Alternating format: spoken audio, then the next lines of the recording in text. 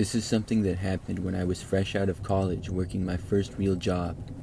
I had several college internships, but this job was one that I had really wanted. I had to move to a completely new state and city, and the interview for the job was intense. But it was a career that I had wanted, and I felt prepared, even though the jobs are pretty competitive. I was not the only person to be hired at this particular company. They hired 5 of us new employees for the department. Most of us were fresh from college. We would have to work our way up the ranks, and I knew that it might get a bit competitive. My goal was to just control what I could control and always work very hard. The company helped new employees get places to live because it was common for employees to have to move around a lot. So after getting hired, I agreed to move into this new apartment and become roommates with a coworker. It was kind of weird because we were both just hired and in some ways competing with each other for promotions in the future. The guy that I lived with was named Derek. He seemed pretty normal at first. He kind of gave me the impression that he was a little greedy and selfish though, but other than that he seemed like a pretty normal guy for the most part. We started our new job at the same time and we were kept pretty busy. By the time we would leave work, it would be nighttime. I would pretty much just go back to my room and then go to sleep. Our apartment was fairly nice. It was really new and it had a living room and kitchen in the middle. Then on one side was my bedroom and bathroom and on the other side was Derek's, so we each had our own room and stuff. We didn't really interact with each other much, if at all, around the apartment. We didn't carpool to work or anything either. One time we did though, and he drove, and then he Venmo requested me $5 for gas, even though it was like a 5-minute drive. So I decided not to do that again. After living with Derek for like 2 months and working with him, I didn't like him at all. At work, I didn't interact with him a ton, but being in our group, I'd hear him say stuff. He wasn't a very likable guy. So nothing really crazy happened until like a month into the job. We had both been doing an overall pretty good job at work despite not getting along very well. I was proud of my performance to that point. I would get there early, leave late, and even do work at home sometimes.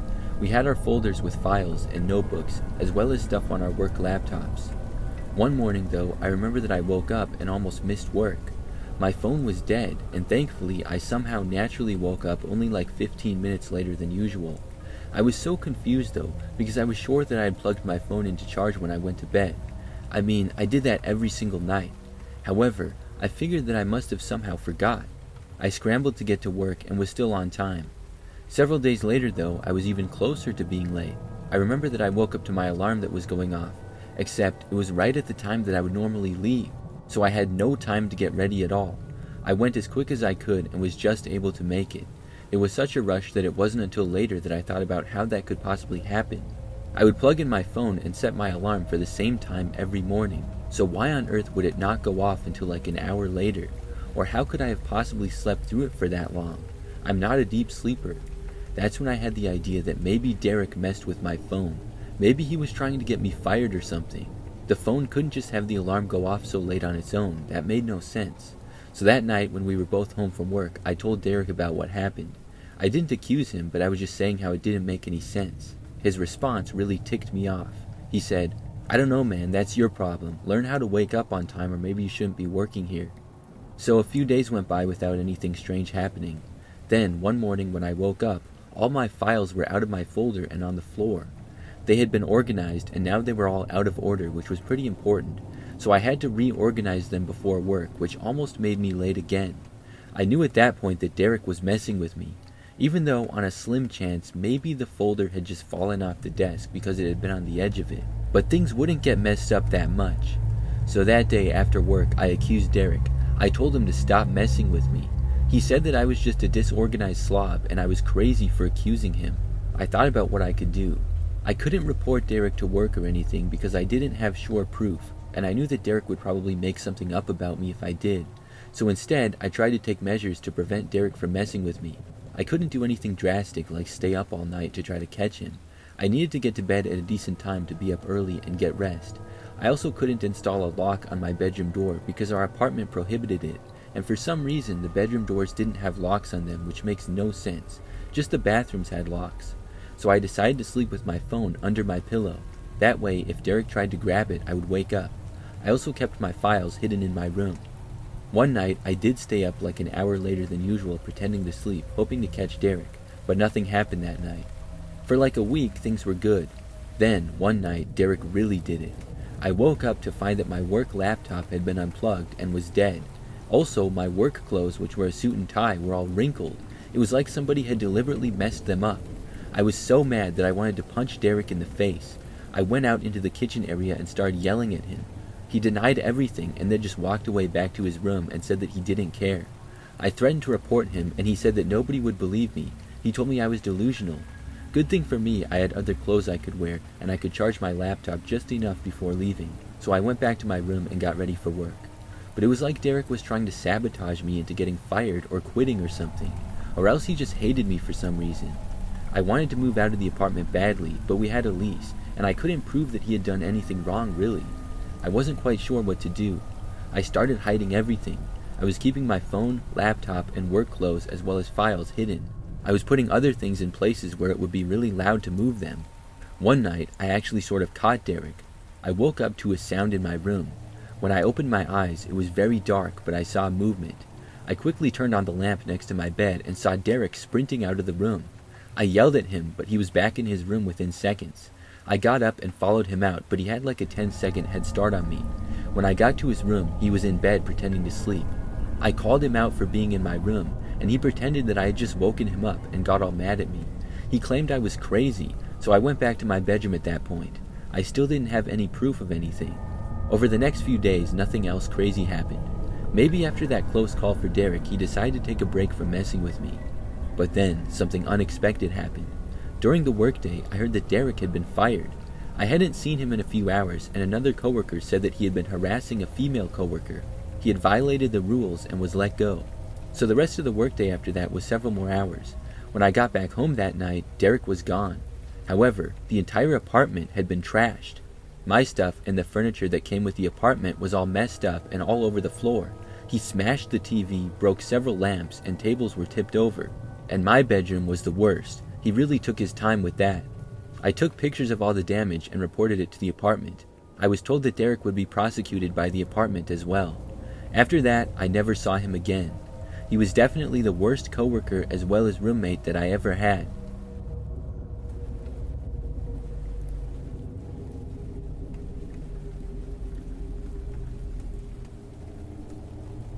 When I was in college, I got matched with a random roommate my first year. I was new to the university and it was a pretty large school. My roommate was this guy named Matthew. Instantly, he seemed a little strange. Really, he just seemed unfriendly. He did not seem shy or awkward at all. It was like he just didn't want to talk to me. And that was apparent pretty much right away, so I kinda just did my own thing. We did not have any classes together or anything, so we'd just be gone during the day and come back later.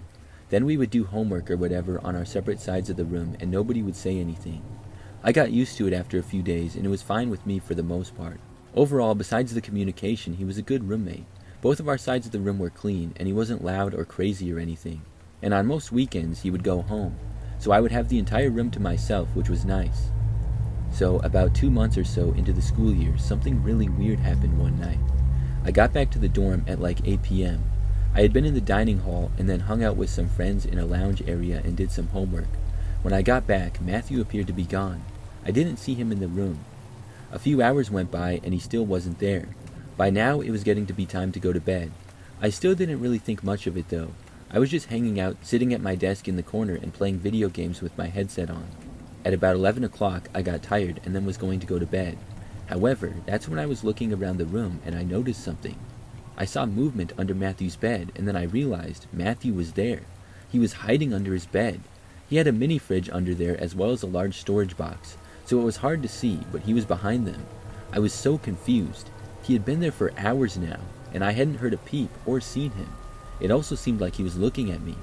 I called him out, asking what he was doing hiding under the bed. He came out and then played it off as a game. He said that he just wanted to see if I would notice him, and he gave a kind of nervous laugh. I said, yeah, but for 3 hours? He then said that he was going to bed and left the room to brush his teeth. I was weirded out by the whole thing, but what could I do? For a few weeks, nothing else strange happened that I was aware of. It was pretty much the normal routine, and we still didn't talk much or anything. But then, one night, I remember that we both went to bed at around the same time. All the lights went out and I fell asleep pretty quickly. The next thing I knew, I was waking up randomly in the night. I didn't know why I had woken up. All the lights were still off, and I didn't hear anything.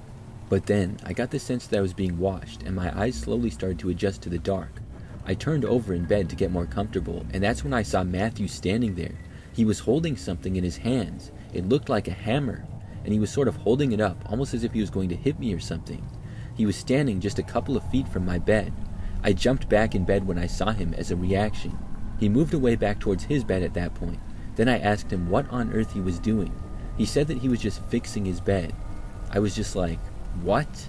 He said that there was a loose nail in his bed, and he was trying to fix it quietly but didn't want to wake me up. I didn't believe it for a second. He then said that he thought he might have woken me up, so we went over to see. I just said okay and tried to act normal, because this guy had a weapon in his hands and I didn't want to make him angry. He said sorry and then put the hammer down and went in his bed. I couldn't fall asleep after that for the longest time. I mean, if on the slightest of chances what he was saying was true, then why would he be hammering in the pitch dark? The next morning I went and requested to move out and get my own dorm room. Those things take time though, so I would have to continue living with Matthew. I should have reported him, but I didn't want to at the time. I didn't know what his deal was, but I just wanted to stay away from him. For the next few nights, things were fine. Then, much sooner than I expected, I was granted a new room. So one day, when Matthew was gone, I just moved all my stuff and left. I never saw him again.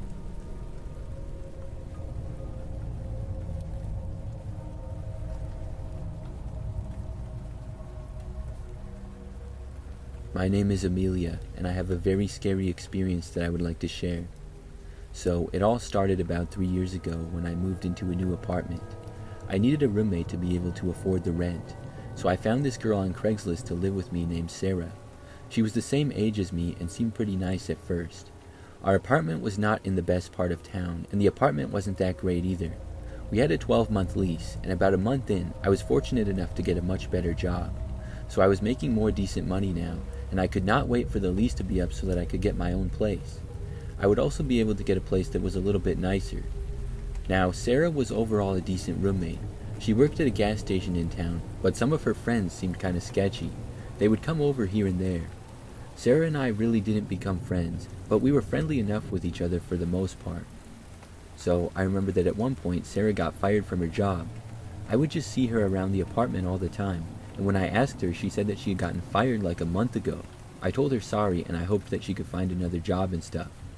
Now, a while after this, one night I was home by myself because Sarah was gone.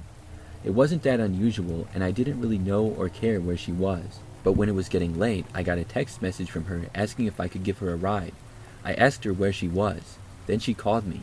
When I answered, she appeared to be crying and said that I needed to come and get her now. I asked her what was going on, and she said that she didn't know where she was and she was stranded. Then she said that she would send me her location.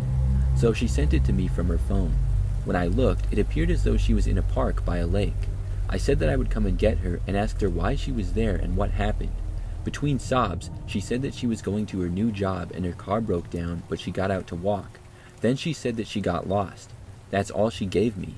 I hadn't known that she had gotten a new job, and clearly she was very emotional. I didn't know exactly what was going on, but I figured that I should try to help her out. So I got in my car and began driving to the location. It wasn't that far away, only like 5 minutes. I had never been to that park before though. It was off a quiet road, and when I entered and got into the parking lot, it was completely empty and very dark. There was just a couple of dim streetlights in the far corners of the parking lot. Past the parking lot there were a few trails, but I couldn't really see anything. Most of them went into the woods. I called Sarah and asked her where exactly in the park she was. She told me that she went down the path kind of far and got lost. I was starting to get annoyed. I was looking at her location on the phone, and I didn't know if it was 100% pinpoint accurate, but it looked like she was a little bit farther in. So I started walking down the path, and it was honestly pretty creepy. I was pretty sure that the park was now closed, and I didn't even know if I was allowed to be there. So I kept walking and hoped that I would hear or see Sarah. I called out to her a few times, but heard nothing. I was following the location and trying to figure out where on the paths I should go. I kept going. Then I suddenly heard a noise not that far away. I stopped and called for Sarah. No one answered me. I didn't know if maybe it was an animal or another person. I looked to the spot. Things were silent for a few moments. Then, out of nowhere, I saw this man emerge from the woods and start walking towards me. I heard footsteps down another path nearby that connected, and looked over to suddenly see another man. I had no idea who they were, but they both looked sketchy and walking right towards me. I had a bad feeling about it and turned around. The men both sped up, and that caused me to take off running. I'm pretty fast, but they seemed to be gaining on me as I ran, at least one of them was. I didn't know why they were even chasing me or who they even were. I felt like I was running for my life though. It was an extremely scary feeling. Still, one of the men was able to catch up with me. I felt him grabbing me and he tried to tackle me to the ground. I had almost made it to the parking lot at that point, but not quite. He sort of succeeded because I fell, but he also fell and lost grip of me. My feet were towards his head, so while I was on the ground, I kicked at him and got him in the face pretty good. Meanwhile, the other guy, who was much slower, was now reaching us. I got to my feet and took off running again.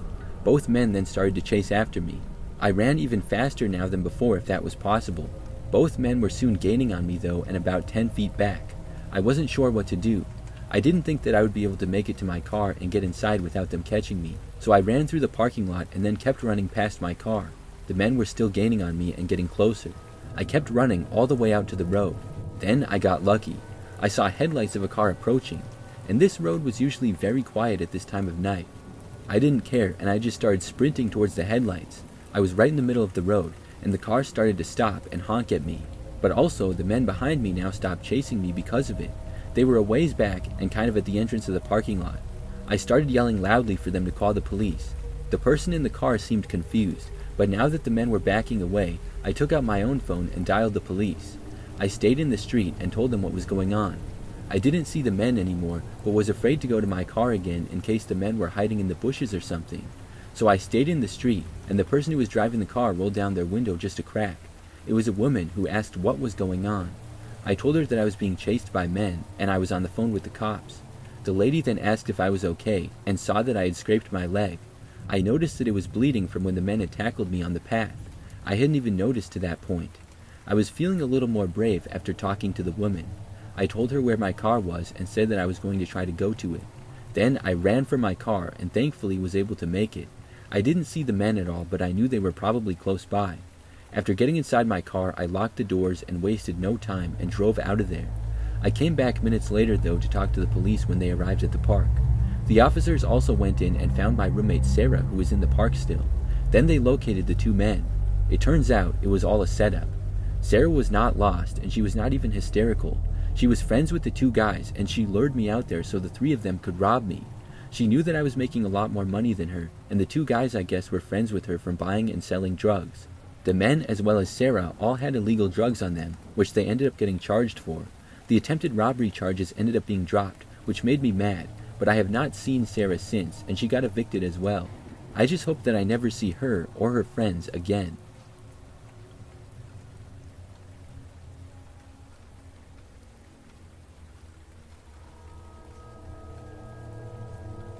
Something really crazy happened when I was in college. So, during my freshman year, I got paired with another girl to live with in the dorms. We were supposed to be roommates and share what was a pretty standard dorm room. I met her on move-in day and she seemed alright. Her name was Sydney, and overall I didn't know much about her. We only briefly talked that first day, and she seemed to be gone a lot for the next few days. I had some classes and other stuff, but even when I was back at the dorm, I didn't see her much. Finally, when she got back from her classes on like the second or third day, I talked with her for like 10 or 20 minutes to get to know her. She seemed fairly uninterested, but overall was not rude or anything. For the next couple of weeks, she would be gone like all the time. She would pretty much just get back really late and then go to sleep. Most of the times, she would get back after I was already asleep. I would only know she was back because I would either wake up from her getting back, or I would get up the next morning and she would still be sleeping. Then one day, I came back from my classes, and all Sydney's stuff was just gone. It was like she had completely moved out. I figured that she had dropped out of the school or something. She hadn't said anything to me at all. Maybe she had gotten another room perhaps. I didn't know anything about it, but we had exchanged numbers when we first met, so I texted her asking what had happened. However, she never responded. I was kind of happy about this, because she was gone all the time anyways. Now I had the whole room to myself, and I had made some other friends there as well. Over the next few days, I rearranged the room, because now I had twice as much space as before. It was great, and I really enjoyed it. For the rest of the semester, I had the entire room to myself, and into the second semester as well. I even got a little more furniture now that I had my own place. So now, fast forward to almost the end of the school year. It was like April, and I was woken up in the middle of the night to the sound of my door opening. I was really creeped out. I was sure that I had locked the door. It was completely dark, so I didn't know who it could be. I looked over and saw a figure entering my room, but couldn't make out who it was. I was terrified. Then the lights turned on, and I saw Sydney standing there. It was the biggest surprise ever. She said, "What the F did you do to the room?" I said, "Where were you the last 6 months?" Sydney had a backpack and several bags with her. She said that she was at her boyfriend's in a tone as if I was stupid for not knowing that. Duh, I guess. I didn't know that she even had a boyfriend or anything, and she never responded to my text when I asked her what happened. I told her that I didn't know that and how I had texted her, but she said that she must have not got it. She started unpacking her things right there, and then I had to move all my stuff back to my side of the room. I was so mad. Even though it was late in the school year, I requested a new room the next day and was able to get one pretty shortly after. Sydney, as it turns out, had never dropped out of the school, and she still had a key to the room. She had moved in with her boyfriend and had lived with him the entire time. I guess they broke up, and she just moved right back in the middle of the night, mind you.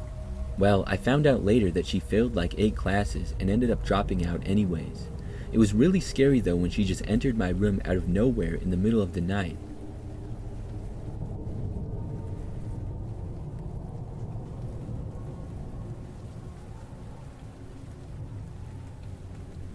When I was in college during my junior year, I lived in a house with another guy.